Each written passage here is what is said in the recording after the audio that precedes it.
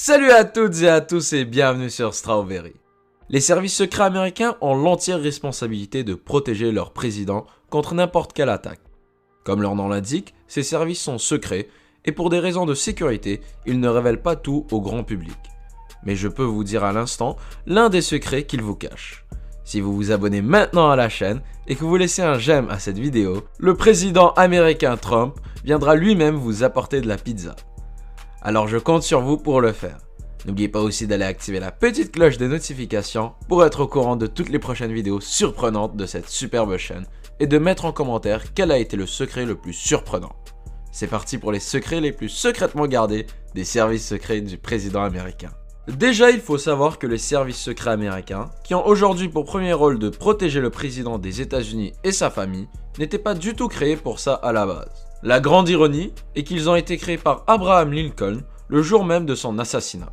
Ce célèbre président américain, connu pour avoir combattu l'esclavagisme durant la guerre de sécession, a été froidement assassiné la nuit du 15 avril 1865 alors qu'il assistait à une pièce de théâtre. Mais le matin de cette triste journée, une nouvelle agence avait été créée. Celle-ci avait pour premier but de lutter contre la contrefaçon de billets et de monnaie. Les faux billets étaient à cette époque un vrai fléau pour le gouvernement et chaque président essayait par tous les moyens de l'endiguer. On estime que près un tiers de la monnaie de ces jours était fausse. L'USSS, United States Secret Service, ou communément appelé service secret, a après l'assassinat du président Garfield, 20 ans seulement après celui du président Lincoln, changé de raison d'être, passant de la lutte contre la fraude à la protection et à la sécurité du président des États-Unis.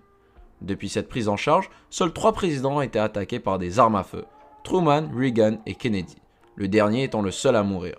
On peut dire que les services secrets américains sont plutôt efficaces lorsqu'on connaît toutes les menaces auxquelles font face les présidents américains. Avant de continuer, j'aimerais vous poser une petite question. Vous pouvez mettre la réponse en commentaire si vous le voulez. Avec tous les dangers auxquels doit faire face le président, avec toutes les menaces qui pèsent sur lui, le rôle des agents des services secrets est primordial. Alors selon vous, combien pensez-vous qu'il y a-t-il d'agents qui ont perdu la vie en protégeant le président?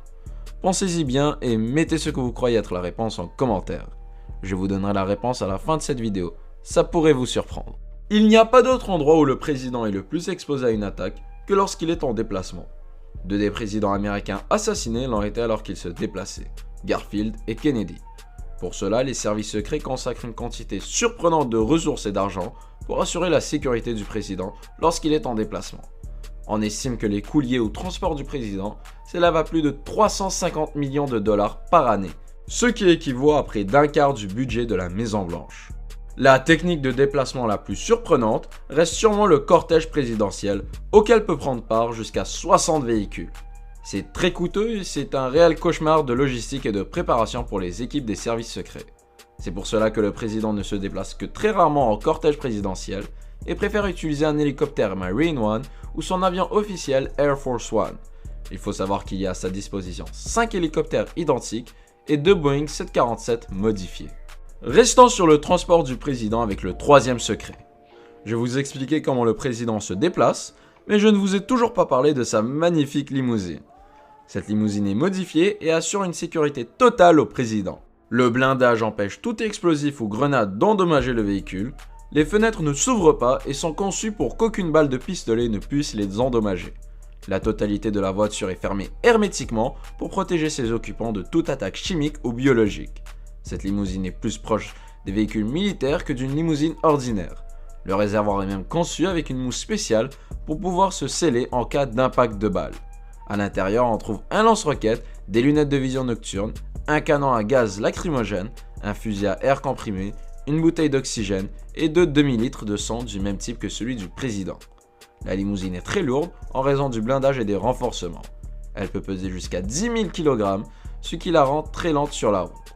Les services secrets compensent ce manque de performance en assignant à la conduite de ce monstre, c'est comme ça que les agents la surnomment, un chauffeur spécialisé et surentraîné qui arrive à conduire cette limousine comme une Ferrari.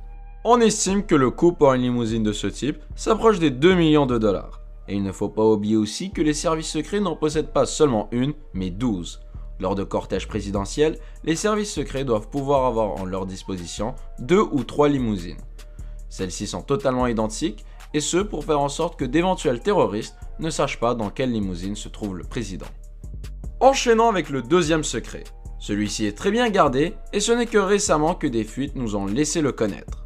À chaque année, le président adresse un discours important au Congrès, le State of the Union, ou plutôt l'État de l'Union. Dans ce discours, pas très intéressant, le président fait le point sur l'état des États-Unis, l'état de l'économie du pays, de l'armée, etc. Ce qui est plus intéressant en revanche, c'est que tous les membres du gouvernement, tous les députés et tous les sénateurs sont présents au même endroit au même moment à l'occasion de ce discours. Imaginez que malgré tous les dispositifs de sécurité et tous les moyens mis en place par les services secrets pour sécuriser cet événement, une attaque terroriste a lieu et tous les hauts dirigeants du pays y sont pris. Ce serait une véritable catastrophe puisqu'il n'y aurait plus aucun membre du gouvernement ni même aucune personne capable de les remplacer. C'est pour cela qu'à chaque discours sur l'état de l'Union, une personne faisant partie du cabinet du président est absente.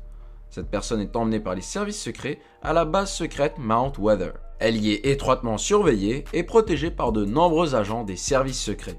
Cette personne en cas d'attaque et d'impossibilité du gouvernement à gouverner deviendra le chef d'État des États-Unis le temps de régler la crise.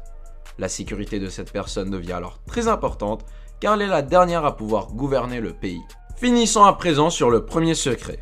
Les agents des services secrets doivent à tout prix assurer la protection du président et sont ainsi obligés de le suivre partout, mais vraiment partout.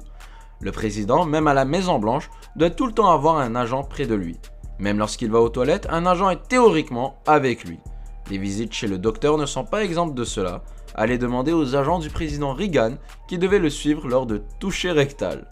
Les agents sont aussi présents dans les cuisines de la Maison Blanche pour prévenir une quelconque tentative d'empoisonnement du président.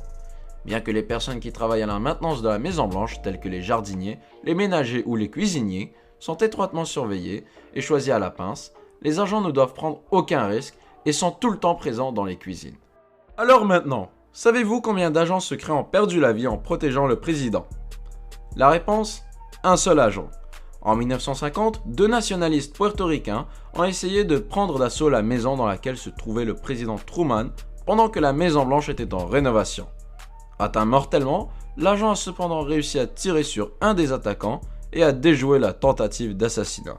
Merci d'avoir regardé la vidéo jusqu'à la fin, j'espère que ce sujet vous a plu. Si c'est le cas, faites-le moi savoir en commentaire et en likant la vidéo. N'oubliez pas aussi de vous abonner à la chaîne et d'activer les notifications. C'est très important pour que vous soyez au courant de nos prochaines vidéos. Partagez aussi la vidéo à tous vos amis. Moi je vous dis à une prochaine vidéo. Ciao tout le monde!